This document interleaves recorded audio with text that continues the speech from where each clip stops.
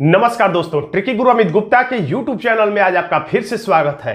दोस्तों आज मैं आपके लिए फिर से लेकर आ गया हूं यूपीएसआई 2017 की ऑनलाइन परीक्षा से टॉप 10 ऐसे प्रश्नों को जिन्हें हम आज सॉल्व करके देखेंगे और अपने प्रैक्टिस को आगे बढ़ाएंगे। तो ये भाग 4 है। इससे पहले मैंने 1, 2 और 3 भाग पहले से ही अपलोड कर दिया है और इन सारे प्रश्नों को हम लोग देखेंगे बिल्कुल ट्रिकी अप्रोच के साथ। अगर आपको दरोगा बनना है 2021 में तो लेटेस्ट पैटर्न के प्रश्नों को तो आपको देखना ही पड़ेगा, ताकि आपको पता चल सके कि आपकी 2021 में होने वाली परीक्षा में किस तरीके के प्रश्न पूछे जाएंगे। तो आइए देर न करते हुए झटापट हम लोग अपने प्रश्नों को आगे बढ़ाएं। ये पहला प्रश्न ही न्याय वाक्य का है। तो हम लोग सबसे पहले कथन का चित्र बना लेते हैं और यहां पर हमें 3 कथन देखने को मिल रहा है। तो यूपीएसआई में 3 कथन 4 कथन देखने को मिल जाए तो घबराने की जरूरत नहीं है, क्योंकि यूपीएसआई की जो परीक्षा में प्रश्न पूछे जा रहे हैं कुछ हद तक बैंकिंग की परीक्षाओं के पैटर्न पर आधारित है। तो यहां पर कुछ कागज इस्पात है, तो कुछ कागज जो ही बोले कुछ कहता है तो हम लोग ऐसा चित्र बनाते हैं, कुछ कागज, किसी में एक में कागज और किसी में लिख लीजिए इस्पात। अब अगला कथन है सारे इस्पात धातु है। सारे जो इस्पात है ये सारे के सारे इस्पात क्या है? धातु है। तो सारे इस्पात के भीतर हम लोगों ने लिख लिया धातु। अब कह रहा सारी धातुएं काली हैं, यानी जितने ये धातुएं हैं सारी की सारी धातुएं क्या है? काली हैं। तो हमने लिख लिया काली। अब हमारा खाना बनकर तैयार हो गया। अब हम लोग इसे खाते हैं, यानी कि आंसर निकालने की कोशिश करते हैं, निष्कर्ष निकालते हैं। कुछ कागज धातुएं, बात किसकी किसकी कर रहा है? कागज की और धातु की। तो कागज ये है, कागज है ये आपका ये, और धातु है ये, यानी इतना भाग इन दोनों के लिए ये कॉमन है। कागज का इतना भाग जो है ये कॉमन है धातु के लिए। तो सही बात है, कुछ कागज धातु है तो सही बात है, कागज का कुछ भाग धातु है, इसलिए हमारा पहला निष्कर्ष सही हो जाता है। अब दूसरा, सारा इस्पात काला है, यानी कि सभी इस्पात काला है। तो ये इस्पात ये है और काला ये है। तो मैंने बताया था जब भी कुएं वाले चित्र की बात हो तो भीतर वाले शब्द को सभी और बाहर वाले शब्द को कुछ पढ़ते हैं। तो भीतर वाला शब्द इस्पात है, बाहर वाला शब्द काला है। तो सभी इस्पात काला है, यह भी निष्कर्ष बिल्कुल सही है, क्योंकि भीतर वाले को सभी पढ़ना चाहिए और पढ़ा भी गया, इसलिए हमारा दोनों निष्कर्ष सही हो जाता है। इसलिए हमारा आंसर हो जाता है सी। तो देखिए यहां पर आंसर है सी। अब अगला प्रश्न देखिए, कैलेंडर से संबंधित है। तो कैलेंडर से संबंधित है ये पहला प्रश्न। इसमें लिखा 8 मार्च 2010 को सोमवार था, तो 8 मार्च 2011 को कौन सा दिन था या कौन सा दिन रहा होगा? तो जब तिथि वही रहे, तिथि वही रहे का मतलब तारीख और दिन, तारीख और महीना, तारीख और माह एक ही रहे, लेकिन वर्ष अगला हो, वर्ष क्या हो? अगला हो, यानी कि एक बढ़ जाए तो क्या करते हैं? या तो +1 करते हैं या तो +2 करते हैं, और कुछ हमें नहीं करना है। देखिए यहां पे तारीख और महीना, 8 मार्च यानी तारीख 8 और महीना मार्च, यहां पर भी तारीख 8 और महीना मार्च, यानी कि तारीख जो है समान है, और वर्ष जो है 2010 से क्या हो गया है? 2011 हो गया, यानी कि वर्ष अगला है। तो जब ऐसा कंडीशन हो तो या तो 1 बढ़ता है दिए गए दिन में, किसमें 1 बढ़ता है? तो दिए गए दिन में, यानी सोमवार में। या तो अब कंफर्म हो गया, या तो हमारा आंसर मंगलवार आएगा, या हमारा आंसर अगर 2 जोड़ा जाएगा तो बुधवार आएगा। इसके अलावा कोई आंसर हो ही नहीं सकता है। मंगलवार बुधवार में से ही हमारा आंसर होगा, यानी कि सोमवार नहीं होगा, शनिवार नहीं होगा। तो 1 कब जोड़ते हैं? जब साधारण वर्ष रहे। जब साधारण वर्ष रहे तो 1 जोड़ते हैं, और जब लीप वर्ष रहे तो 2 जोड़ते हैं। और साधारण वर्ष कैसे पता करते हैं, लीप वर्ष कैसे पता करते हैं, यहां पर मैं डिटेल में नहीं बताने वाला हूं, क्योंकि मैंने कैलेंडर पर बहुत ढेर सारे वीडियो बनाए हैं और उसका मैंने प्लेलिस्ट भी बनाया है। चाहे तो आप वहां पर जाके सारे वीडियो देख लेंगे, तो आपको कैलेंडर में कभी भी किसी प्रकार की दिक्कत नहीं होगी। और कैलेंडर पर मैंने एक ई बुक भी बनाया है, चाहे तो आप डिस्क्रिप्शन में मैं उसका लिंक दे दूंगा, चाहे तो आप उसे खरीद सकते हैं। तो आइए देखते हैं। तो यहां पर 2010 भी 4 से विभाजित नहीं होगा, 2011 भी 4 से विभाजित नहीं होगा, तो कोई कंफ्यूजन नहीं है, यानी कि दोनों वर्ष साधारण है, यानी कि यहां पर हम सिर्फ 1 जोड़ेंगे, न कि 2।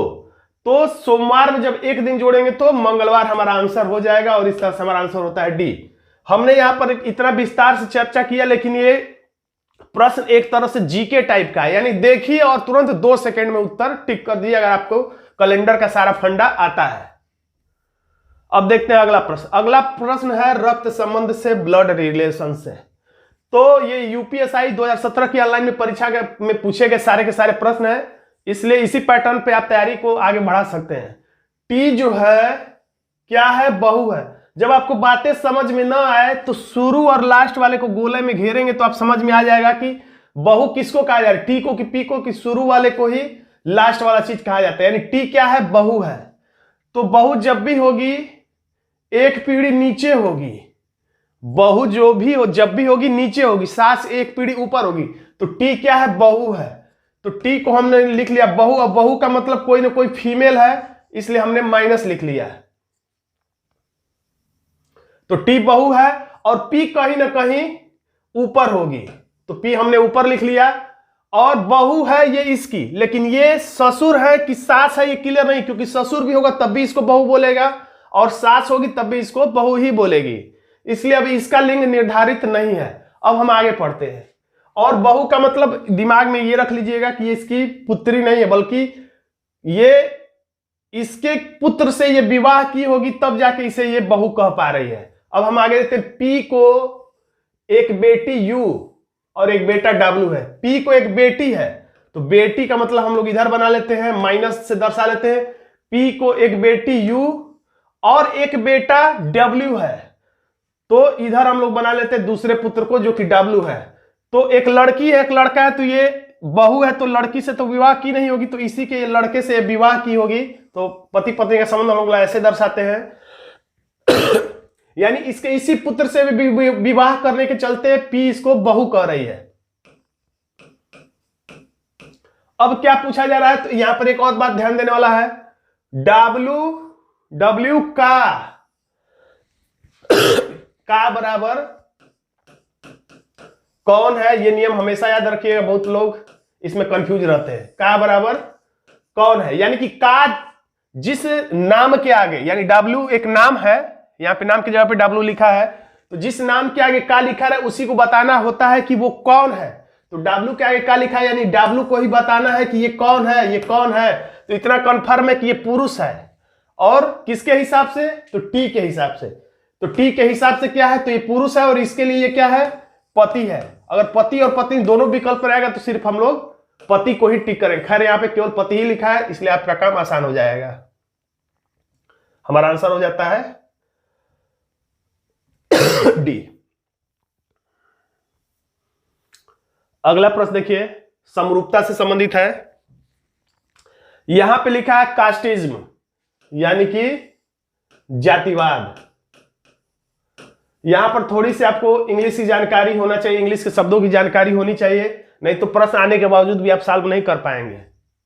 कुछ प्रश्न ऐसे होते हैं जिनमें जीके की जानकारी चाहिए होती है, और बहुत कम ऐसे प्रश्न होते हैं जिसमें अंग्रेजी के शब्द के अर्थ की जानकारी होनी चाहिए। तो कास्टिज्म यानी जातिवाद, और डिस्क्रिमिनेशन का मतलब होता है भेदभाव।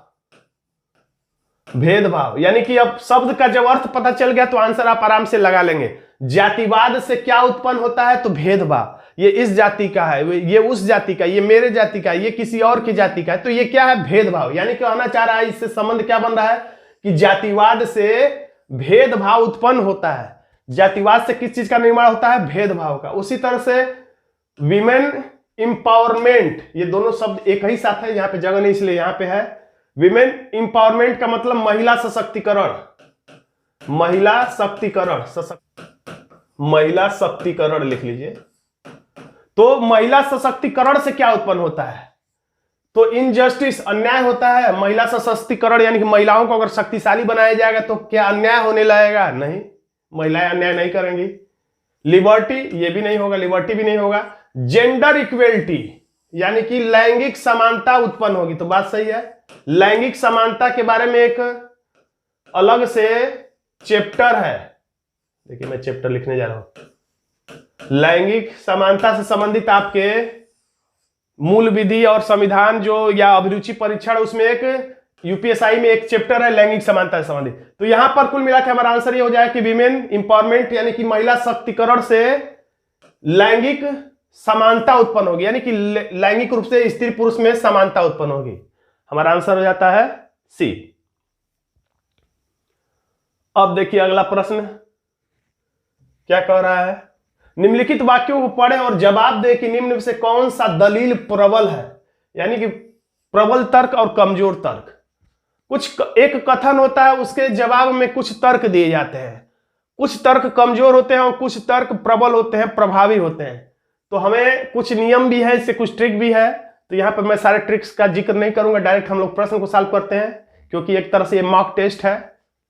तो वक्तव्य क्या है, कथन क्या है, क्या सभी स्तरों पर शिक्षा क्षेत्रीय भाषा में, असली शब्द यही है, क्षेत्रीय भाषा में मुहैया कराना चाहिए। कोई व्यक्ति हमेशा प्रबल और कमजोर तर्क में एक व्यक्ति प्रश्न पूछेगा और एक व्यक्ति जवाब देगा हाँ में या ना में, और हाँ या ना में वो सवाल आपका सही है या गलत है और कितना प्रभावी तरीके से कहा जा रहा है, इससे ये मतलब होता है।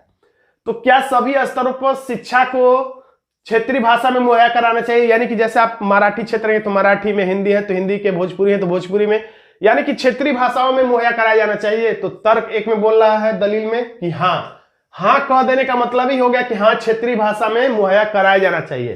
तो कारण क्या दे रहा है, चीन और जापान की शैक्षिक पद्धति स्थानीय भाषा में है।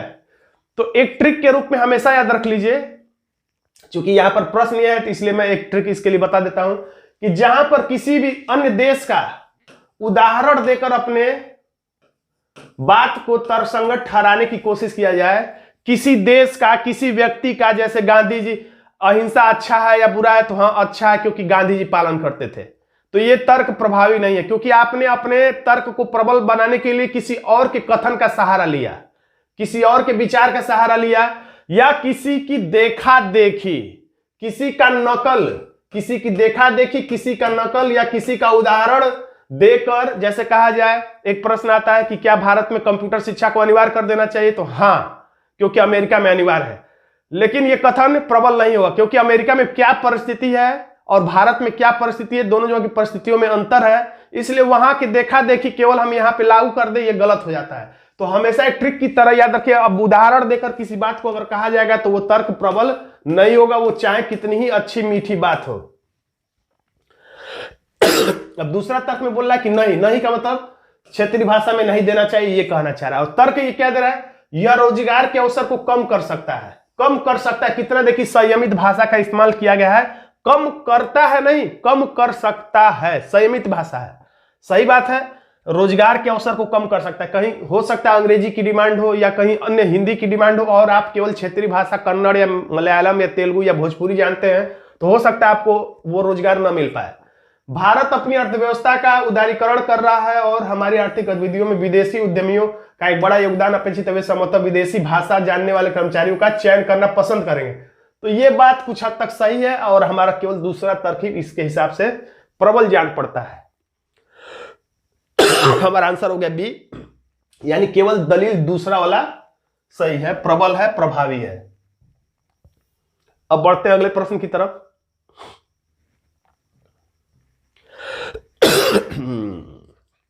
एक कागज के टुकड़े को नीचे दिए गए आकृति के अनुसार काटा गया जिसका एक हिस्सा गायब है।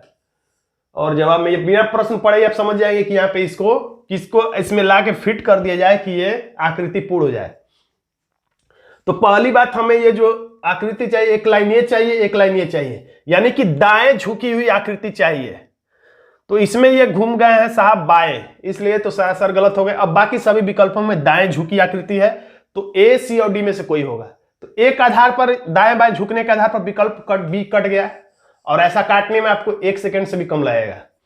अब दूसरी बात, एक तो इसको पूरा करने के लिए यहां कुछ बनेगा और एक इसको पूरा करने के लिए यहां कुछ बनेगा, यानी कि जो भी आकृति होगा यहां भी होना चाहिए एक ऐसा और यहां भी एक ऐसा होना चाहिए। तो इसमें यहां तो है, यहां दे दिया गलत जगह पे, जबकि देना चाहिए था यहां पे और यहां पे, तो यहां पर दिया ही नहीं है, यहां पर के बदले में यहां पर दे दिया, सरासर गलत है। अब बच गया सी और डी। तो इसमें यहां तो बहुत अच्छा काम किया है, लेकिन यहां पर बहुत थोड़ा सा दे दिया, कंजूसी कर दिया देने में। तो कंजूसी कर दिया है, इसको देना चाहिए था अच्छा खासा, तो नहीं दिया है, तो कोई दिक्कत नहीं, हमारा आंसर भी तो एक ही होगा जो कि बच गया है। इसमें भर भर के दिया है, यही हमारा आंसर सही हो जाता है डी। आसान प्रश्न है।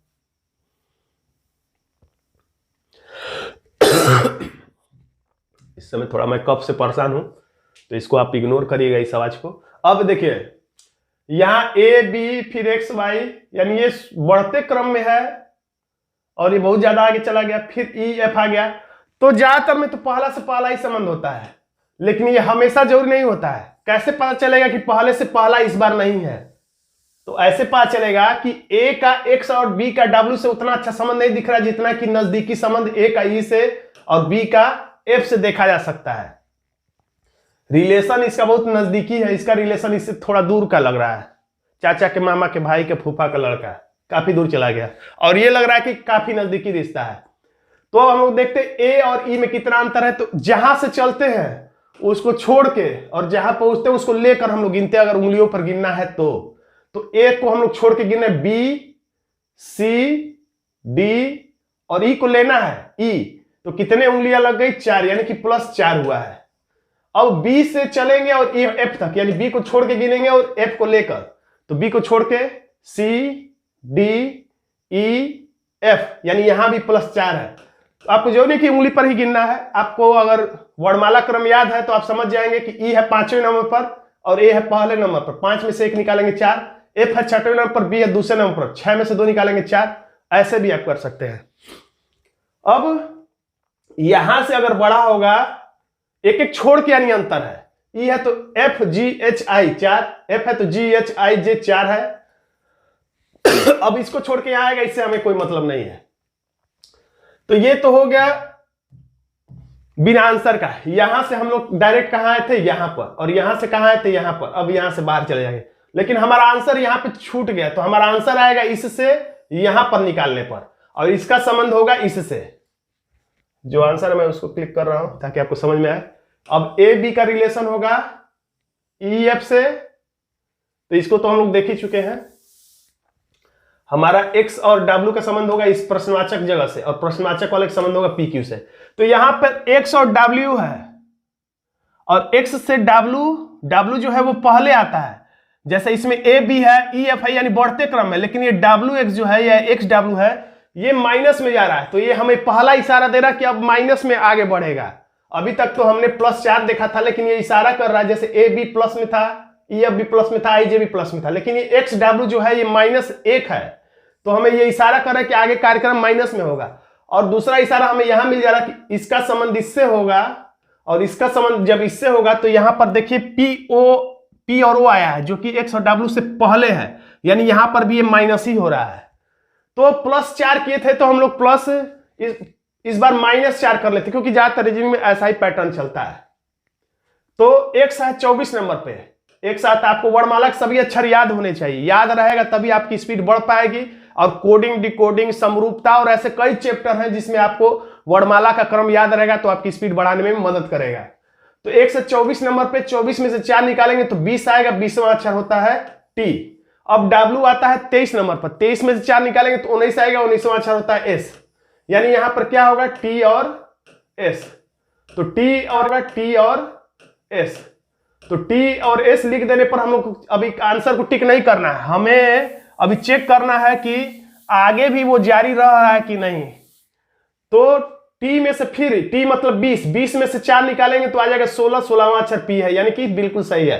एस मतलब 19 में से 4 निकालेंगे तो 15 आएगा, यानी कि ओ यहां पर आ गया और ये बिल्कुल सही होने की तरफ इशारा कर रहा है, इसलिए हमारा आंसर हो जाएगा टी एस विकल्प ए।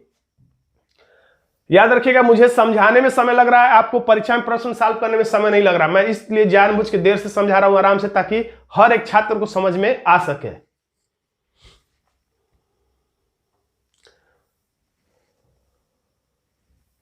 देख लीजिए पहले प्रश्न में क्या बोल रहा है। नीचे दिया गया सवाल 2 वक्तव्यों 1 और 2 से बना है। आपको तय करना है कि क्या वक्तव्यों में दी गई जानकारी सवाल के जवाब देने के लिए पर्याप्त है। पर्याप्त वाला प्रश्न है, ऐसा कह सकते हैं।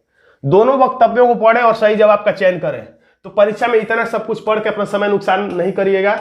ये सब कुछ वो पढ़ेगा छात्र जो कभी रीजनिंग के ऐसे प्रश्नों को सॉल्व नहीं किया होगा, लेकिन आपने ऐसे प्रश्नों को मैं कई बार से सॉल्व करा रहा हूं, तो एक बार, दो बार, तीन बार आप पढ़ेंगे, आप सब समझ जाएंगे कि जब भी यहाँ पे सवाल वक्तव्य लिखेगा तो आप समझ जाएंगे कि कौन सा वाला प्रश्न है, और उसको पढ़ने में जो 5 सेकंड लगता है उस समय को आप चाहे तो आराम से बचा सकते हैं। यानी ये सवाल है, इस सवाल का जवाब देने के लिए क्या केवल पहला वाले वक्तव्य से काम चल जाएगा, या केवल दूसरे से काम चल जाएगा, या दोनों मिला के आप जवाब दे पाएंगे, या दोनों को मिलाने के बावजूद भी जवाब नहीं दे पाएंगे, ऐसा ही कुछ इसमें होता है। तो आइए हम चलते हैं सवाल पे। सवाल क्या है, ए बी सी डी और ई 5 दोस्त हैं, इनमें सबसे छोटा कौन है? सबसे छोटा कौन है, यही सवाल है। इस सवाल का जवाब देने के लिए पहला वाला से काम चलेगा या नहीं चलेगा, हम लोग इसको बना के देखते हैं। ए डी और सी से लंबा है, कह रहा ए जो है डी से भी लंबा है और सी से। अब डी और सी में कौन ऊपर नीचे है ये हमें पता नहीं, इसलिए हमने बराबर में लिख दिया। ए किससे किससे लंबा है, देखिए ए लंबा है, ए डी और सी दोनों से लंबा है, इसलिए डी और सी को मैंने इससे नीचे बना दिया और ए को इससे ऊपर बना दिया। इन दोनों में कोई पता नहीं कौन ऊपर नीचे, इसलिए मैंने बराबर में लिख दिया। क्योंकि परीक्षा में छोटे बड़े वाले प्रश्न में जो भी कंफर्म ना हो, अपने मन से कुछ लोग नीचे ऊपर कर लेते हैं, तो अपने मन से नहीं करेंगे।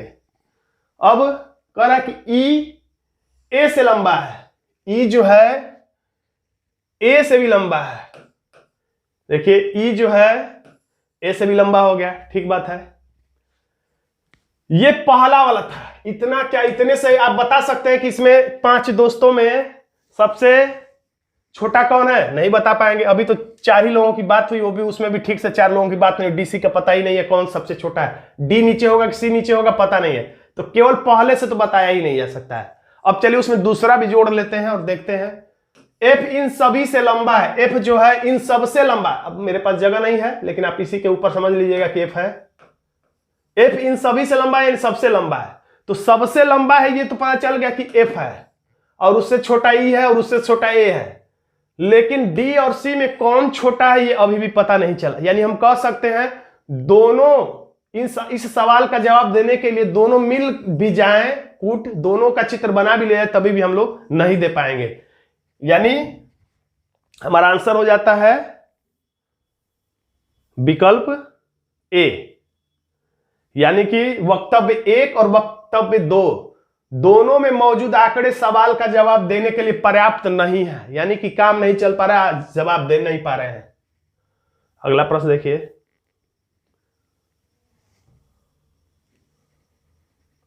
इसमें पूछा जा रहा है, यह भी कैलेंडर से संबंधित प्रश्न है। 1850 और 2050 के बीच कितने अधिवर्ष हैं?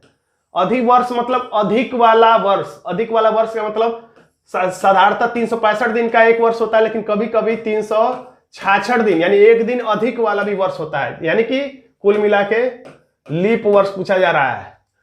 तो यहां पर आराम से हम लोग निकाल लेना 1850 से 2050 के बीच में। तो 1850 से 1950 100 साल हो गया, फिर 1950 से 2050 यानी कि सीधे सीधे 200 वर्षों में, यानी कि हमें बताना है कि कितने लीप वर्ष होंगे, क्योंकि 1850 से लेकर 2050 तक देखेंगे तो 200 वर्ष पड़ेगा। तो कितने लीप वर्ष होंगे इसमें, इसे पता करने के लिए 4 से भाग देते हैं।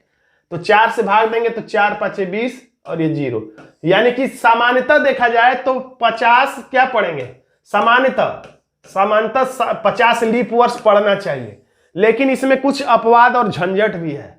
झंझट यह है कि साधारणतः सामान्यतः 4 से जो वर्ष विभाजित हो जाता है लीप वर्ष होता है, लेकिन जिस वर्ष के लास्ट में डबल 0 हो, या इसी बात को कहिए कि जो वर्ष सदी वर्ष हो, जो वर्ष सदी वर्ष हो, या कह सकते हैं जिसके लास्ट में डबल 0 हो, उसे 4 से विभाजित करके नहीं चेक करते हैं, उसे हम 400 से विभाजित करके चेक करते हैं। अब उस वर्ष को हम लोग 4 से नहीं कटाएंगे, बल्कि 400 से कटाएंगे। अगर कट जाए तो लीप वर्ष, नहीं कटे तो साधारण वर्ष। तो 1850 से जब हमारा साल आगे बढ़ेगा, 50 साल बीतेगा तो आएगा 1900। एक साल होगा 1850 के बाद 60 70 1899, फिर उसके बाद आ जाएगा 1900। तो जो ये 1900 आएगा, इसको हम 400 से विभाजित करेंगे, तो ये विभाजित नहीं हो पाएगा, यानी कि 1900 जो है वो 400 से विभाजित नहीं हो रहा है, इसलिए ये साधारण वर्ष है, लेकिन 4 से जब हमने विभाजित किया होगा तो ये भी इस गणना में शामिल हो गया होगा और इसीलिए ये 50 आ रहा है। तो ये 19वां साल लीप वर्ष नहीं, इसलिए इसमें से 50 में से हम एक घटा देते हैं, तो ये हमारा हो जाएगा 49 लीप वर्ष। अब इसके बाद भी एक सदी वर्ष पड़ेगा। 1900 के बाद 1901, 2, 1950, 1960, 1980, 1990, फिर सन 2000 भी आएगा। तो सन 2000 में भी 00 है लास्ट में। इसको लेकिन 400 से कटाएंगे तो आराम से ये कट जाएगा, यानी कि ये लीप वर्ष है। यानी सिर्फ उसके बाद और कोई सदी वर्ष इसमें नहीं पड़ेगा, यानी सिर्फ एक ही माइनस करना है, हमारा आंसर आ जाएगा 49। उम्मीद करता हूं आपको बातें समझ में आ रही होंगी, और नहीं आ रही होंगी तो लीप वर्ष पे मैंने 2-3 वीडियो बनाया है, प्लेलिस्ट में जाकर आप देख सकते हैं। अब अगला प्रश्न दिशा परीक्षण का। वह प्रारंभिक बिंदु, मैंने बताया था कि जब भी दिशा परीक्षण का प्रश्न सबसे पहले लास्ट में पढ़ लीजिए कि क्या पूछ रहा है, हमें चित्र बनाने की जरूरत है अथवा नहीं। वह प्रारंभिक बिंदु से कितनी दूर है, दूरी पूछ रहा है तो हमें चित्र बनाना चाहिए। तो योग ने बिंदु ई से एफ तक सीधे 7 किलोमीटर की दूरी तय की। तो यहां पर दिशा नहीं दे रहा है, यानी किसी भी दिशा में चला लीजिए। तो मुझे उत्तर में चलाने में आसान लगता है, इसलिए मैं उत्तर में चला रहा हूं ताकि आपको दाएं बाएं मुड़ने में दिक्कत हो। ई से, ये ई है, ई से एफ तक चलता है, 7 किलोमीटर की दूरी तय की। और वहां से बिंदु एफ, ई से एफ, वहां से बिंदु एफ से वह दाएं मुड़ा, यानी यहां से दाएं मुड़ेगा, 10 से दाएं, 10 से, जब भी दाएं बोले तो क्लॉकवाइज। और कितना चला, 8, यानी कि 7 से थोड़ा सा हम लोग ज्यादा चलाते रहे। अनुपात में चित्र बनाने से आपको फायदा होगा कि आपको सही आंसर तक पहुंचने में दिक्कत नहीं होगी। और 8 किलोमीटर चला और बिंदु जी तक पहुंचा, तो जी हमने लिख दिया, अच्छा जी है, तो यहां तक चला और वो बिंदु जी तक पहुंचा। यहां से वह दाएं मुड़ा और 7 किलोमीटर की दूरी तय की और बिंदु एच पर पहुंचा। तो दाएं का मतलब क्लॉकवाइज, या 10 से दाएं, 10 से घड़ी के सुई के चले दिशा में चला, और कितना, 7। तो ये 7 है, तो कुछ लोग 7 इतना कभी कभी बना देंगे, तो आपका आंसर ही गलत समझ में आएगा। 7 इतना है तो अनुपात में आपको 7 उतना ही बड़ा बनाना चाहिए। ये भी 7, और ये पहुंचा एच पर। बिंदु एच पर वह बाएं मुड़ गया। अब बाएं, ब से बाएं, ब से घड़ी के सुई के विपरीत दिशा में, यानी एंटी क्लॉक घूम गया। और कितना चला, 3 किलोमीटर चला और आई तक पहुंचा। 3 किलोमीटर थोड़ा ही सा होगा, यहां पे चला और आई पे पहुंच गया, और ये 3 किलोमीटर है। वह प्रारंभिक बिंदु से कितनी दूर है, तो गोला से हमने दर्शाया प्रारंभिक बिंदु से कितना दूर है, तो ये 8 है। तो इसी के सीध में नीचे है, तो ये भी कितना होगा, यहां से यहां तक की दूरी 8 होगी। और यहां तक पहुंचना है, तो 8 ये और 3 ये दोनों मिलकर हो जाएगा 11। तो हमारा आंसर हो जाएगा 11 किलोमीटर। बिल्कुल आसान प्रश्न है, मुझे पता है कि आप आसानी से इसे लगा लेंगे। तो दोस्तों, आज का ये छोटा सा वीडियो आपको कैसा लगा कमेंट बॉक्स में जरूर लिखिएगा। वीडियो अच्छा लगा तो वीडियो को लाइक कर दीजिएगा, इसे अपने दोस्तों में शेयर कर दीजिएगा। और अभी तक आपने हमारे चैनल को सब्सक्राइब नहीं किया तो सब्सक्राइब जरूर कर लीजिएगा, खास तौर से यूपीएसआई की तैयारी करने वाले। धन्यवाद दोस्तों।